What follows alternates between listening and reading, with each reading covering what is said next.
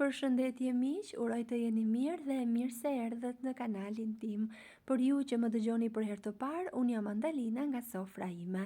Sot dua të ndaj me ju një nga recetat tradicionale shqiptare që bëhet shumë e shijshme, e shëndetshme dhe mbi të gjitha përgatitet mjaft lehtë. Unë do ta përgatis sipas mënyrës së vendlindjes sime.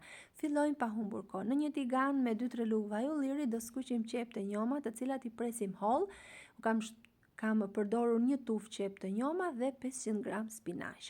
Pasi i kemi skuqur dhe janë gati, do shtojmë një lugë çaj krip, nenexhik ose çfarëdo lloj arome që ju preferoni, një lugë miell misri dhe gjysmë gotë të qumësht dhe do ta përziejmë në zjarr të ngadalt 1 minutë ose 2 minuta dhe do ta lëm ashtu të ftohet. Ndërkohë, në një tjetër enë do shtojmë 400 gram miell misri, 100 gram miell gruri, një lugë çaj krip, do t'i përziejmë shumë mirë në mënyrë që të lidhen të tre përbërësit dhe do shtojmë 200 gram kos. Nëse nuk ju gjendet, mund ta zëvendësoni me qumësht. 50 gram gjalp, të cilën e kam tretur, dhe rreth një gotë ose me mililitra 300-350 mililitra ujë në temperaturë ambienti.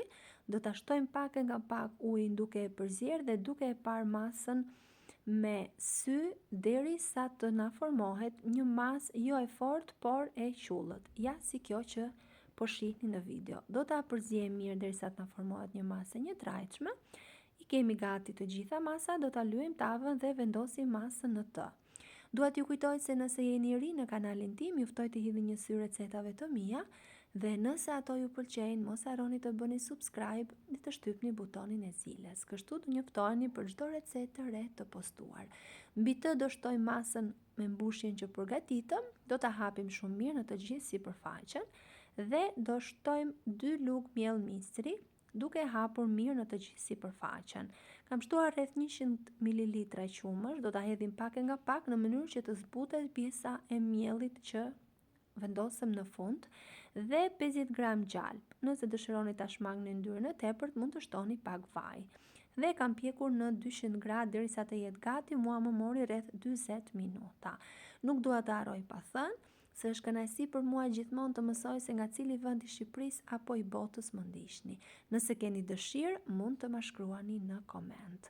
Ky është rezultati pas pjekjes, përveç se ka një shije shumë të mirë, është kaq e shëndetshme. Ne nga Belçi e quajmë lakra me miell misri, po ju si e quani këtë tavë, nëse keni dëshirë, mund ta shkruani në koment. Nëse e përgatisni në këtë mënyrë, do jetë e butë në brendësi dhe krokante në sipërfaqe dhe nga pjesa poshtë.